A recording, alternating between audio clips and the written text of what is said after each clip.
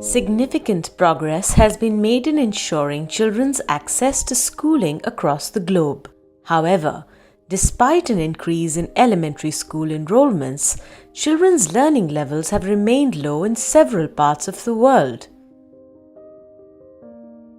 These gaps show up within the classroom, where the teacher faces several challenges.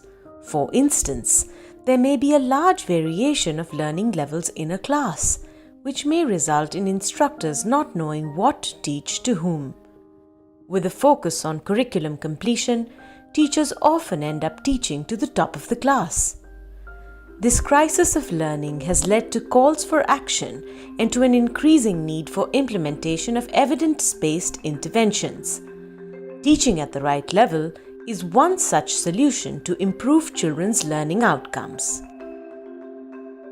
So what is teaching at the right level?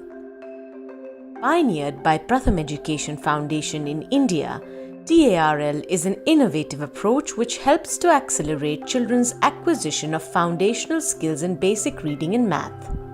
The approach is known as CAMAL in several Indian languages, which stands for Combined Activities for Maximized Learning. In English, the approach has come to be known as Teaching at the Right Level or TaRL.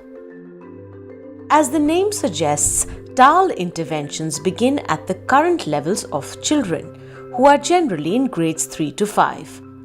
TaRL helps them to achieve basic reading and math skills in order to progress with further learning. TaRL programs are high-impact, scalable, and cost-effective interventions. By fundamentally changing the way many aspects of learning are designed, the approach encourages educators and implementers to shift from business as usual and embrace practices that promote learning for all. But how does this happen?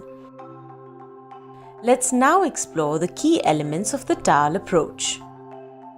First, learning goals for language and math are clearly articulated. This helps to ensure that all stakeholders are aware of and aligned on what needs to be achieved through a TaRL intervention. For instance, in reading, the goal might be to ensure that all children read at least a simple short story fluently and with understanding. Similar goals may also be set for numeracy. Second, each child is assessed individually using a simple assessment tool for basic reading and math aligned with the learning goals. This assessment helps to group children according to their learning levels in the classrooms instead of by age or grade. They are also used to track learners' progress during the intervention.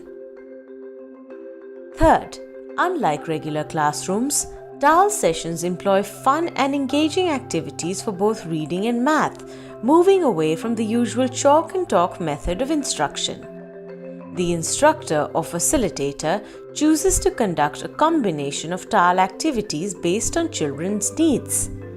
These activities help children in developing several skills such as number recognition, reading, and writing. Children participate in these TaRL activities first as a whole class. Subsequently, they practice the activities in small groups and individually. Additionally, specific teaching learning materials are developed for both reading and math activities. Training and mentoring are also important to the TaRL approach. The TaRL approach aims to develop leaders of practice, encouraging mentors, trainers, and government cadres to practice TaRL themselves before providing training and mentoring to others. By gaining the first-hand experience with the approach, trainers and mentors are able to become better guides to teachers and facilitators on the field. Finally, measurement and review is an integral component of the TaRL approach. Simple data collected during the intervention provides valuable course-corrective feedback to teachers and schools, while not waiting for high-stakes or year-end data to tackle challenges and make improvements. Strong measurement frameworks and robust review systems help TaRL programs to stay on track and ensure that teachers do not revert to business-as-usual teaching practices during TaRL sessions. These TaRL elements translate to action in the classrooms and help children to acquire foundational skills quickly. In addition to improving learning outcomes in a short amount of time, the TaRL approach also aims at building capacity at all levels of implementation. The approach seeks to engage members of the family and community to also participate in their children's learning. Today, the TaRL approach has been adapted in different locations across the world. Different models of the approach have been developed by contextualizing TaRL programs based on local needs and realities. For instance, TaRL programs have been implemented by volunteers as well as by members of the education system. Different TaRL programs have also been designed to support the diverse needs of in-school and out-of-school children.